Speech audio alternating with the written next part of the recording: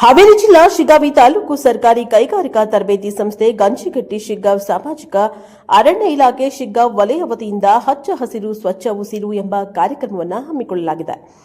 ಶಿಗ್ಗಾವ್ ಸವಣೂರು ಕ್ಷೇತ್ರದ ಶಾಸಕರಾದ ಯಾಸಿರ್ ಅಹಮದ್ ಖಾನ್ ಪಠಾಣ್ ಕಾರ್ಯಕ್ರಮ ಉದ್ದೇಶಿಸಿ ಮಾತನಾಡಿದ್ದಾರೆ.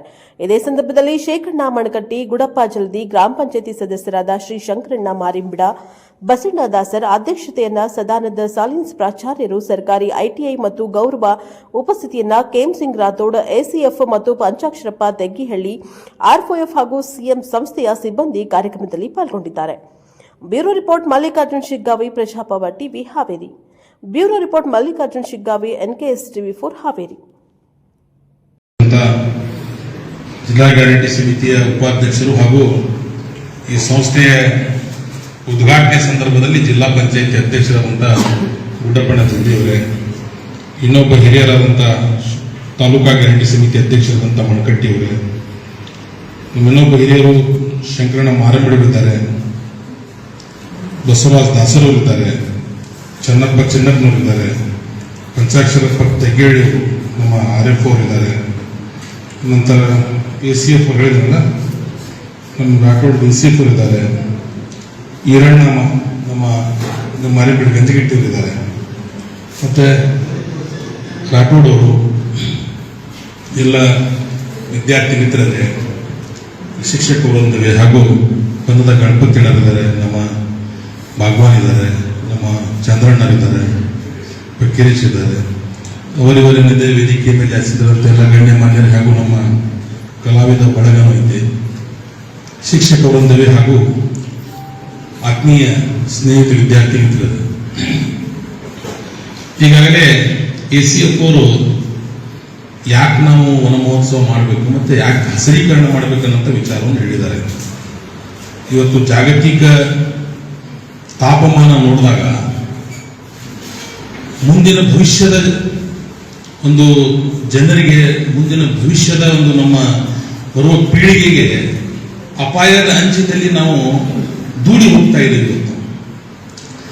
ನಾವೆಲ್ಲ ಬಾಳ್ಬಿಟ್ವಿ, ಮುಂದಿನ ಏನು ಜನ ಬದುಕಬೇಕಲ್ಲ, ಏನಿವತ್ತು ಸೂರ್ಯನಿಂದ ಬರುವಂತ ವಿಷಕಾರಕ ಕಿರಣಗಳನ್ನು ತೊಡೆಯುವಂತ ಓಜೋನ್ ಪದರ ರಕ್ಷಣೆ ಆಗಬೇಕಾಗಿದೆ.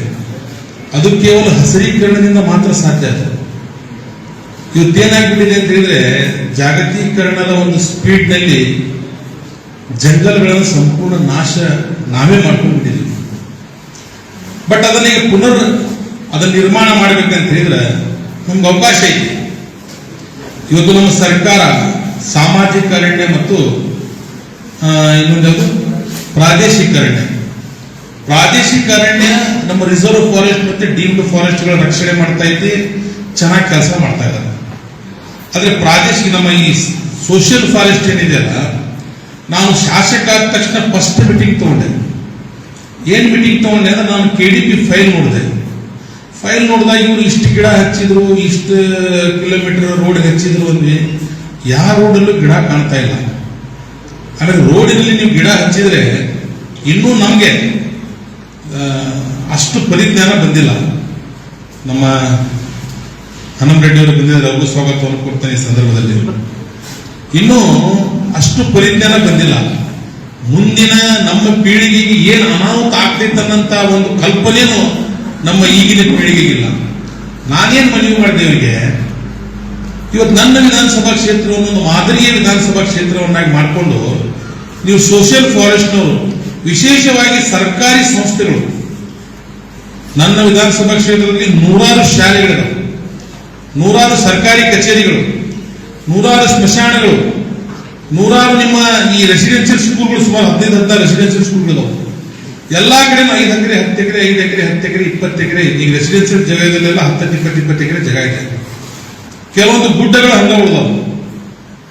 ಎಲ್ಲಿ ನಾವು ಹಚ್ಚಿದ ಗಿಡಗಳಿಗೆ ಸಂರಕ್ಷಣೆ ಮಾಡಕ್ಕಾಗ್ತೋ ಫಸ್ಟ್ ಅದನ್ನು ಫಿಲಪ್ ಮಾಡಿ. ಇವತ್ತು ನೀವು ನಮ್ಮ ಈ ಕೈಗಾರಿಕಾ ತರಬೇತಿ ಕೇಂದ್ರದಲ್ಲಿ ಗಿಡ ಹಚ್ಚಿದ್ರೆ ಬಹಳ ಖುಷಿ ಆಗ್ತಾನೆ. 600 ಗಿಡ ಹಚ್ಚಿದ್ರಿ, 600 ಗಿಡನು ಪರ್ಫೆಕ್ಟ್ ಆಗಿದಾವ ಅಂತ ಹೇಳಿದ್ರು. ನೀವು ಬೇಕಾದ್ರೆ 600 ಗಿಡ ಅಲ್ಲ, ನೀವು 1000 ಗಿಡ ರಸ್ತೆಯಲ್ಲಿ ಹಚ್ಚಿ 10 ಗಿಡನೂ ಬರೋದಿಲ್ಲ.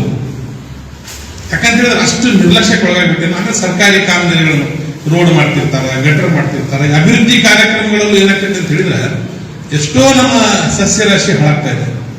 ಅದಕ್ಕಾಗಿ ನಮ್ಮ ವಿಧಾನಸಭಾ ಕ್ಷೇತ್ರದ ಎಲ್ಲಾ ಕಾಲೇಜುಗಳು, ಸ್ಕೂಲ್ಗಳು, ಸರ್ಕಾರಿ ಕಚೇರಿಗಳು, ಐಬಿಗಳು, ದೊಡ್ಡ ದೊಡ್ಡ ದೇವಸ್ಥಾನಗಳು, ಸ್ಮಶಾನಗಳು, ಅಲ್ಲೆಲ್ಲ ನೀವು ಗಿಡಗಳನ್ನು ಹಚ್ಚುವ ಮುಖಾಂತರ ಅದೊಂದು ಏನು ವನಮಹೋತ್ಸವ ಕಾರ್ಯಕ್ರಮದ ಒಂದು ನಿಜವಾದ ಅರ್ಥ ಬರಲಿ ಅನ್ನೋಂಥ ಮಾತನ್ನ ನಾನು ಅವ್ರಿಗೆ ಮನವಿ ಮಾಡಿದ್ದೆ.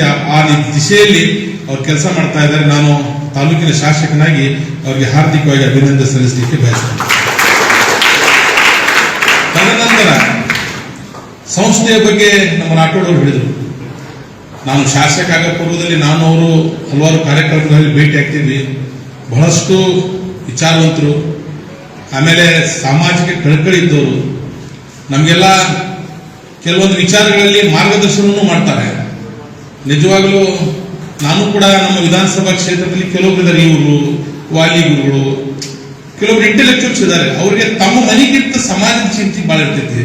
ಅಂತವ್ರು ಕೊಟ್ಟಂತ ಸಲಹೆಯನ್ನು ನಾನು ಸೂಕ್ತವಾಗಿ ತಗೊಂಡು ನನ್ನ ಕೈಲಿ ಎಲ್ಲೆಲ್ಲಿ ಏನೇನು ಮಾಡಕ್ ಸಾಧ್ಯ ಐತೆ ಅದನ್ನು ಮಾಡುವಂತ ಕೆಲಸ ನಾನು ಮಾಡ್ತಾ ಇದ್ದೇನೆ. ವಿಶೇಷವಾಗಿ ತಾವೆಲ್ಲ ಕೈಗಾರಿಕಾ ತರಬೇತಿ ವಿದ್ಯಾರ್ಥಿಗಳು, ನಮ್ಮ ದೇಶದ ಭವಿಷ್ಯ ನಿಮ್ಮ ಕೈಲಿ. ಬಹಳ ಆಶ್ಚರ್ಯ ಆಗ್ತೈತಿ. ಭಾರತಕ್ಕೆ ಸ್ವತಂತ್ರ ಸಿಕ್ಕಿ 78 ವರ್ಷ ಆಯ್ತು. ಈಗ ನನಗೂ 44 ವರ್ಷ. 4-5 ವರ್ಷದಿಂದಲೂ ಬುದ್ಧಿ ತಿಳಿದಿರ್ತೈತಿ ಮನುಷ್ಯನಿಗೆ. ಸುಮಾರು 40 ವರ್ಷಗಳಿಂದ ನಾನು ನೋಡ್ತಾ ಇದ್ದೀನಿ, ಭಾರತ ದೇಶ ಮುಂದುವರಿಯುತ್ತಿರುವ ದೇಶ ಆಗಿದೆ, ಮುಂದುವರಿದಿರುವ ದೇಶ ಆಗಿಲ್ಲ. ಮುಂದುವರಿಯುತ್ತಿರುವ ದೇಶ ಎಲ್ಲಿವರೆಗೆ ಕೇಳೋದು ಇದನ್ನು? ಭಾರತ ದೇಶ ಮುಂದುವರಿದಿರುವ ದೇಶ, ಜಗತ್ತಿನಲ್ಲಿ ನಂಬರ್ 1 ಆಗಿರೋ ದೇಶ ಆಗ್ಬೇಕಂತ ಹೇಳಿದ್ರೆ ವಿದ್ಯಾರ್ಥಿಗಳಿಂದ ಮಾತ್ರ ಸಾಧ್ಯ ಅನ್ನಂತ ಮಾತನ್ನ ಸಂದರ್ಭದಲ್ಲಿ ನಾನು ಹೇಳ್ತೇನೆ. ಇವತ್ತು ನಮ್ಮ ದೊಡ್ಡ ವೈರಿ ಚೀನಾ, ನಮ್ಮ ವೈರಿ ಅದು. ನಮಗ ಜಗತ್ತಿನ ಭೂಪಟದಲ್ಲಿ ನಮ್ಗೆ ಅತಿ ದೊಡ್ಡ ವೈರಿ ಯಾರಿಲ್ಲ. ಅವೆಲ್ಲ ಸಣ್ಣ ಪುಟ್ಟ ವೈರಿಗಳು. ನಾವು ನೀರು ಕೊಟ್ಟರೆ ಬದುಕ್ತಾವು, ನಾವು ನೀರು ಬಂದ್ ಮಾಡಿದ್ರೆ ಸಾಯ್ತಾವು. ಅರ್ಧ ಸಣ್ಣ ವೈರಿಗಳು. ನಮ್ಗೆ ದೊಡ್ಡ ಪರಮ ವೈರಿ ಯಾರು? ವೈರಿ ರಾಷ್ಟ್ರ, ನಮ್ಮ ದೇಶಕ್ಕೆ ಆತಂಕ ಇರುವಂತ ರಾಷ್ಟ್ರ ಚೀನಾ ದೇಶ. ಇವತ್ತು ನಮ್ಮ ಅನಿವಾರ್ಯತೆ ನೋಡಿ, ಚೀನಾದ ಮೇಲೆ ನಾವು ಇವತ್ತು ನಿರ್ಭರ ಆಗುವಂತ ಪರಿಸ್ಥಿತಿ ಬರ್ತಾ ಇದೆ. ಪಟಾಕಿಗಳು ಅಲ್ಲಿಂದ ಬರ್ತಾವ, ಲೈಟ್ಗಳು ಅಲ್ಲಿಂದ ಬರ್ತಾವ, ಪೆನ್ಗಳು ಅಲ್ಲಿಂದ ಬರ್ತಾವ, ಬುಕ್ಗಳು ಅಲ್ಲಿಂದ ಬರ್ತಾವ. ಜಗತ್ತಿನಲ್ಲಿ ಅವ್ರು ಮಾಡುವಂತ ಕೆಲಸ ನಾವು ಮಾಡಕ್ ಸಾಧ್ಯ ಇಲ್ವಾ? ಸಾಧ್ಯ ಇಲ್ಲ. ಸಾಧ್ಯ ಐತಿ. ಅದನ್ನ ನಾವು ಚಾಲೆಂಜ್ ಆಗಿ ತಗೋಬೇಕು. ನೀವು ವಿದ್ಯಾರ್ಥಿಗಳು, ನೀವು ಯಾರೋ ಬರೆದಿದ್ದ ಬುಕ್ ಅನ್ನು ಓದಿ ಎಲ್ಲೋ ನೌಕರಿ ಮಾಡೋದಕ್ಕಿಂತ ನಿಮ್ಮನ್ನು ಅನ್ವೇಷಣೆ ಮಾಡುವಂತ ಒಂದು ಗುಣ ತಾವು ಬೆಳೆಸ್ಕೋಬೇಕನ್ನಂತ ಮನೆಯನ್ನು ಕೂಡ ಈ ಸಂದರ್ಭದಲ್ಲಿ ನಾನು ಮಾಡಲಿಕ್ಕೆ ಬಯಸ್ತಾ ಇದ್ದೇನೆ. ನಾವ್ ಯಾಕೆ ಲೈಟ್ಗಳನ್ನು ತಯಾರು ಮಾಡೋದು? ನಾವ್ ಯಾಕೆ ಏನು ಚೀನಾ ತಯಾರು ಮಾಡುವಂತ ವಸ್ತುವನ್ನು ನಾವ್ ಯಾಕೆ ತಯಾರು ಮಾಡೋದು? ಅದಕ್ಕಾಗಿ ಮುಂದಿನ ಭವಿಷ್ಯದ ನೀವು ಕೈಗಾರಿಕಾ ಎಂಟಿಟಿ, ನೀವು ಯಾವುದು ಸರ್ಕಾರಿ ಕೈಗಾರಿಕಾ ತರಬೇತಿ ಸಂಸ್ಥೆ ಇರ್ತಲ್ಲ, ನಿಮ್ಮಿಂದ ಬೇರೆ ದೇಶಗಳ ಮಾಡೆಲ್ಗಳು ಇಂಪ್ಲಿಮೆಂಟ್ ಆಗೋದಕ್ಕಿಂತ ನೀವೇ ಹೊಸ ಹೊಸ ಅನ್ವೇಷಣೆಗಳನ್ನು ಮಾಡುವ ಮುಖಾಂತರ ನೀವೊಂದು ನಮ್ಮ ದೇಶಕ್ಕೆ ಶಕ್ತಿ ಕೊಡುವಂತ ಕೆಲಸ ತಾವು ಮಾಡಬೇಕನ್ನೋ ಮನವಿ ಕೂಡ ಈ ಸಂದರ್ಭದಲ್ಲಿ ನಾನು ಮಾಡಲಿಕ್ಕೆ ಬಯಸ್ತಾ ಇದ್ದೇನೆ. ನಾನು ತಾಲೂಕಿನ ಶಾಸಕ ಆದ್ಮೇಲೆ ನನ್ನ 3 ಬೇಡಿಕೆಗಳು, ನಾನು 3 ಮಾತು ಕೊಟ್ಟಿದ್ದೆ: ಶಿಕ್ಷಣ, ಆರೋಗ್ಯ ಮತ್ತು ಉದ್ಯೋಗತೆ. ಉದ್ಯೋಗದ ದೃಷ್ಟಿಯಲ್ಲಿ ಈಗಾಗಲೇ ನಾವು ಹಲವಾರು ಹೆಜ್ಜೆ ಇಟ್ಟಿದ್ದೇವೆ. ನಾನೇ ಕೂಡ ನಮ್ಮ ಬ್ರದರ್ ಒಬ್ಬರು ಸಾಫ್ಟ್ವೇರ್ ಲೋನ್ ಕಂಪನಿ ಇದೆ ಅವರು ದುಬೈಲಿ. ಅವರ ಬ್ರಾಂಚ್ ಅನ್ನು ಕೂಡ ಈಗ ನಾನು ಒಂದು ಹೋಟೆಲ್ ಇದೆಯಲ್ಲ ಅದರ ಮೇಲೆ ಸುಮಾರು 250 ಮಂದಿಗೆ ಪ್ರಾಯೋಗಿಕವಾಗಿ ಏನಾಗ್ತಾ ಇದೆ, ನಮ್ಮಲ್ಲಿ ಬಹಳಷ್ಟು ಕಂಪ್ಯೂಟರ್ ಮಾಡಿದಂತ ನಿಮ್ಮ ಡಿಪ್ಲೊಮಾ ಮಾಡಿದಂತ ENC ಮಾಡಿದಂತ ಜೊತೆಗೆ ಈ ಕಂಪ್ಯೂಟರ್ ಕೋರ್ಸ್ ಬಹಳ ಜನ ಮಾಡಿದ್ದಾರೆ. ಅವರಿಗೆಲ್ಲ ಬೆಂಗಳೂರಿಗೆ ಉದ್ಯೋಗ ಕೊಡ್ತಾರೆ. ಅವರು ರಾಠೋಡ್ ಹೇಳಿದಾಗ ಅಲ್ಲಿ 50,000 ಸ್ಯಾಲರಿ ಸಿಕ್ಕರು ನಿಮ್ಗೆ 10,000 ಉಳಿಸಕ್ಕಾಗೋದಿಲ್ಲ. ಬಟ್ ನಿಮ್ಮ ತಂದೆ ತಾಯಿ ನಿಮ್ಮ ಮನೆಯಿಂದ ದೂರ ಇರಬೇಕು. ಆದ್ರೆ ಇಲ್ಲಿ 25,000 ದುಡಿದ್ರು ಕೂಡ ನೀವು 20,000 ಉಳಿಸಿ ನಿಮ್ಮ ತಂದೆ ತಾಯಿ ಜೊತೆಗೆ ನಿಮ್ಮ ತಮ್ಮ ಸಂಸಾರ ಜೊತೆಗೆ ತಾವಿರ್ಬೋದು. ಅದಕ್ಕಾಗಿ ನಮ್ಮ ಸರ್ಕಾರನ ಕೂಡ ಬಿಯಾಂಡ್ ಬೆಂಗಳೂರು ಅಂತ ಒಂದು ಯೋಜನೆ ತಂದಿದೆ. ಅದರ ಪ್ರಾಯೋಗಿಕವಾಗಿ ನಾನೇ ಒಂದು ಪ್ರಾಯೋಗಿಕ ಮಾಡ್ತಾ ಇದ್ದೇನೆ. ತಾವೆಲ್ಲ ದೇವರಲ್ಲಿ ಬಿಡ್ಕೊಲಿ ಸಕ್ಸಸ್ ಆಗಬೇಕು. ಅದು ಸಕ್ಸಸ್ ಆಗ್ಬಿಟ್ರೆ ಮುಂದಿನ ದಿನಗಳಲ್ಲಿ ನನ್ನ ವಿಧಾನಸಭಾ ಕ್ಷೇತ್ರದಾಗ ನಾನು ಮುಂದೆ 5,000 ಮಂದಿಗೆ ಉದ್ಯೋಗ ಕೊಡಕ್ಕೆ ವ್ಯವಸ್ಥೆ ಮಾಡಲಿಕ್ಕೆ ನಾನು ಪ್ರಾಮಾಣಿಕವಾಗಿ ಪ್ರಯತ್ನ ಮಾಡ್ತೇನೆ ಅಂತ ಮಾತನ್ನು ಈ ಸಂದರ್ಭದಲ್ಲಿ ಹೇಳಬೇಕು. ಬಹಳ ರೀಸೆಂಟ್ಲಿ ಇನ್ನೊಂದು ತಿಂಗಳಲ್ಲಿ ಪ್ರಾರಂಭ ಮಾಡ್ತೇವೆ ನಾವು. ಒಂದು 250 ನಮ್ಮ ಬ್ರದರ್ ಸಾಫ್ಟ್